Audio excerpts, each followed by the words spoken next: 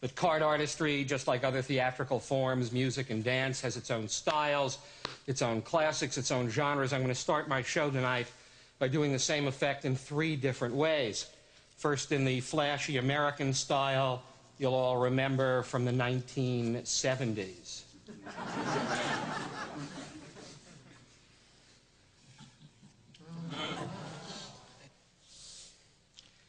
Well on my way to the luckiest night of my life. Now, the same effect as you might have seen it performed by a European.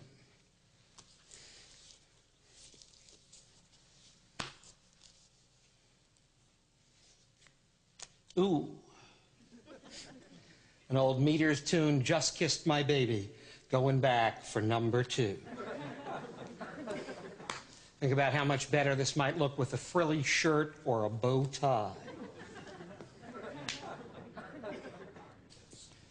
Think about how much better I might look.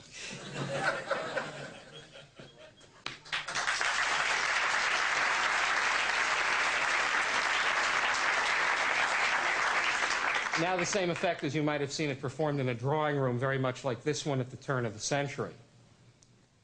Ladies and gentlemen, I shall endeavor to illustrate and show how futile are the attempts of plebeians to enter that select circle of society known as the beau monde, and indeed to show how such entree is prevented by the polite yet frigid exclusiveness of its gentler members.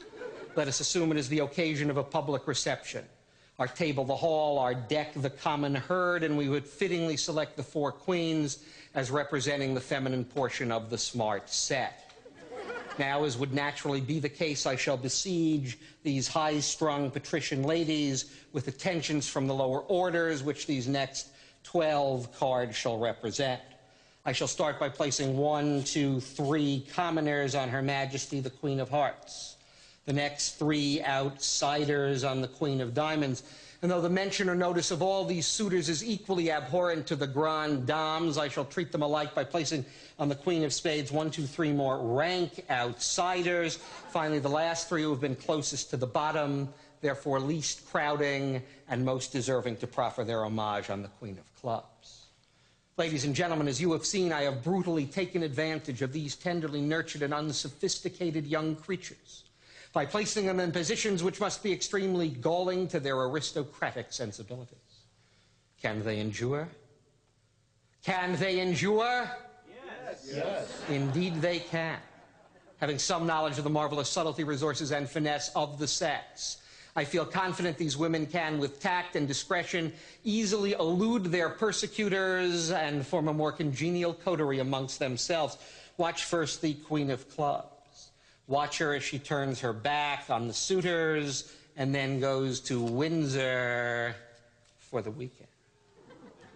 Next, the Queen of Spades, slightly more daring than the others, tantalizes the men, Gucci, Gucci, goo. Amidst their consternation, makes good her escape. The Queen of Diamonds knows the aphorism, it's easiest to disappear in a crowd. Now you see her, and alas, now you do not. Or, as I suggested only a moment ago, is it possible these women could seek out each other's company?